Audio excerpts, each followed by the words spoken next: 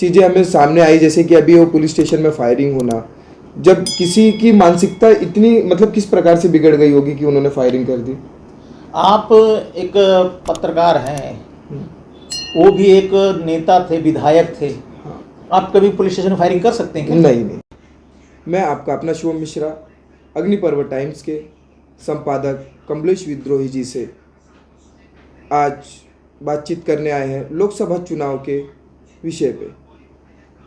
कमलेश जी नमस्ते। नमस्ते। जो अभी लोकसभा चुनाव चालू है, तो उसमें यहाँ कल्याण के जो उम्मीदवार हैं उनके बारे में आप क्या कहना चाहेंगे। कल्याण के कई उम्मीदवार हैं।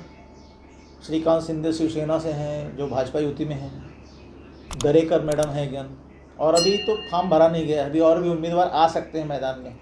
लेकिन जो मुख्य मुकाबला होगा वो श्रीकांत शिंदे और दरेकर के बीच ही होगा। दरेकर के बीच होगा।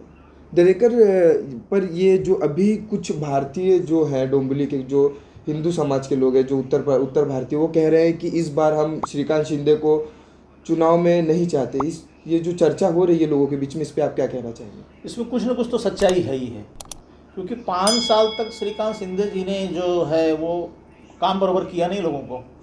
मतलब ये थोड़ा इनका स्वभाव जो एटीट्यूड ज़्यादा है इनका, और लोग शिकायत करते हैं या लोगों से किसी की शिकायत सुनना नहीं चाहते हैं। सिर्फ बस मैंने विकास किया, मैंने विकास किया। अगर पूछा जाए कि तुमने विकास किया क्या है, तो एक भी विकास दिखाई नहीं देता है। उनके सांसद का काम ये नहीं है कि आप नाली बनवाएंगे, गटर बनवाएंगे, रोड बनवाएंगे। सांसद का काम है क्या? नहीं। तो क्या विकास किया आपने? इसलिए उनको तकलीफ आनी है।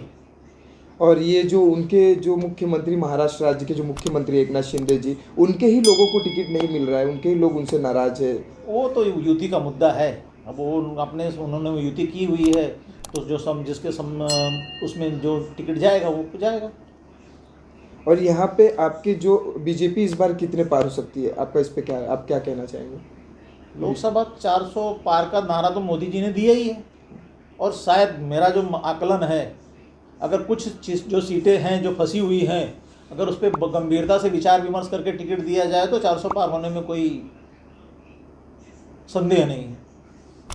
जैसे कि अभी कुछ दिनों पहले हमने देखा था, काठमांडू से कोई आए हुए थे, आपने उनका इंटरव्यू लिया हुआ था, तो उन्होंने वहाँ से वो यहाँ पे कुछ प्रचार के लिए आए थे, तो उनका क्या कहना था कि वहाँ पे किस नेपाल साइड में किस प्रकार से मतलब लोगों की रुचि और कैसे लोग उनको, मतलब काठमांडू साइड में लोग उन्हें, मोदी जी को किस नज़र से देखते हैं। सम्मान जो आए थे काठमांडू से, वो हिंदुत्ववादी विचारधारा की पार्टी के लोग थे, तो मोदी जी को समर्थन करने के लिए वो यहाँ पर आए थे। मोदी जी का समर्थन करने के लिए। हाँ, मुंबई में जो नेपाल वासी हैं उनको बताने के लिए कि भाई आप हिंदूवादी पार्टी को ही वोट दीजिए। अभी हमने कई वीडियोस देखे और कई चीज़ें देखी, हमारे जो कल्याण के जो मतलब डोंबिवली के हमारे जो श्रीकांत शिंदे जी हैं, वो टीओके के पास जा रहे हैं, यहाँ वहाँ जा रहे हैं। अभी क्या चल रहा है उनके, मतलब इतनी भाग दौड़ क्यों, इस पे आप। इस बार उनकी सीट खतरे में है। उन्होंने जो एक महेश गायकवाड़ करके एक बंदा छोड़ रखा था, जो लोगों से वसूली करता था, ज़मीन कब्जा करता, ये, और पुलिस को इन्होंने बांध के रखा था पुलिस को कि हमारे कार्यकर्ताओं पे कंप्लेंट ना दर्ज, कार्रवाई ना कीजिए, दर्ज ना हो कंप्लेंट। तो महेश गायकवाड़ के ऊपर मामला दर्ज नहीं हुआ, बात इतनी बढ़ गई कि पुलिस स्टेशन में फायरिंग करनी पड़ी। गणपत शेठ गायकवाड़ ने जो बीच में किया था, फायरिंग की। अब वो फायरिंग की वजह से वो तो जेल में है, उनका लड़का फरार है। तो आप ऐसे में क्या समझ सकते हैं कि उनके लोग या उनके परिवार जो हैं, उनके परिवार के लोग, वो क्या इनको श्रीकांत शिंदे को मदद करेंगे? नहीं करने वाले। भले मुंह पे दिखावा करे पार्टी के दबाव में, लेकिन करने वाले नहीं है। और कल्याणपुर में गणपत शेठ गायकवाड़ का जो माहौल है बहुत बढ़िया है। वो मिलनसार व्यक्ति थे, लोगों से मिलते थे, जुलते थे, बिल्डर थे, बहुत लोगों का सेवा करते थे। वो कई बार इंडिपेंडेंट चुन के आए हैं, निर्दलीय चुन के आए हैं। वो अगर एक आदमी निर्दलीय चुन के आता तो मतलब उसका लोगों में पैठ है ना, जब उनका पैठ है तो वो कैसे करेंगे? उनको दर्द नहीं है क्या? उनकी वाइफ 2 बार दरेकर के साथ गई तो इन्होंने कहा कि नहीं ऐसा नहीं करना है आपको। यूटीबी को समर्थन दे रहे हैं, उनके प्रचार में जा रहे हैं। प्रचार में गई थी, 2 बार प्रचार में हो, तो फिर बाद में उन्होंने कहा कि भाई नहीं, मैं मंदिर में आई थी, यहाँ ऐसा था, नवरात्रि। चीज़ें हमें सामने आई, जैसे कि अभी वो पुलिस स्टेशन में फायरिंग होना, जब किसी की मानसिकता इतनी मतलब किस प्रकार से बिगड़ गई होगी कि उन्होंने फायरिंग कर दी। आप एक पत्रकार हैं, वो भी एक नेता थे, विधायक थे। आप कभी पुलिस स्टेशन में फायरिंग कर सकते हैं क्या? नहीं। पुलिस स्टेशन में कौन फायरिंग करेगा जब तक उसके ऊपर अति नहीं हो जाएगी। पुलिस ने उनकी मदद नहीं की और उनके बेटे पर पुलिस स्टेशन के अंदर कातिलाना हमला हुआ, तो आदमी तो वो फिर तो करो या मरो उस पर चला जाता है। वो ये वाली जब सर के ऊपर पानी चले सर जाए, के ऊपर चला गया, करो या मरो की स्थिति में आ गए तो उनको फायरिंग करनी पड़ी। हकीकत। ऐसे भी मरना है, किसी का मार खा के मरना है, उससे अच्छा हम मार के मरे। इसी वजह से उन्होंने फायरिंग की, जहां तक मेरा मानना है। ये इलेक्शन में मतलब जो उत्तर भारतीय हमारे जो मंच के लोगों ने जैसे कि बहुत से डोंबिवली के और कल्याण के उनको नकार दिया है, तो आप इस पे सहमत है कि इस बार उनकी सीट नहीं आने वाली है? नहीं, मैं ये तो नहीं कह सकता, क्योंकि मोदी का जो पावा है वो बड़ा मजबूत है। अब उसमें अगर जनता ने मोदी की तरफ ख्याल करके एक नाथ शिंदे की तरफ आंखें बंद कर ली तो ये निकल जाएंगे। अगर उन्होंने मोदी को दरकिनार किया, कहा कि 5 साल तक हमको इनको फिर झेलना पड़ेगा, और अगर झेलने के हिसाब से गए तो फिर इनकी सीट इस बार नहीं निकलती है। बट लेकिन देखा जाएगा अगर कुछ तौर पे जो हम देख रहे हैं, जब से ये सरकार बनी है तब से गुंडागर्दी का माहौल कुछ ज़्यादा ही हो रहा है, ऐसा नहीं लग रहा है आपको?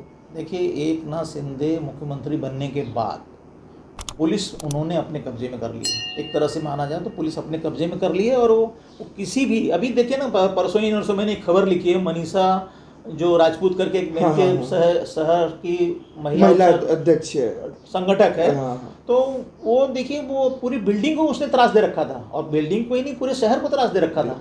कई लोगों ने मुझको बताया कि आपने बहुत अच्छा किया ये न्यूज़ लिखा।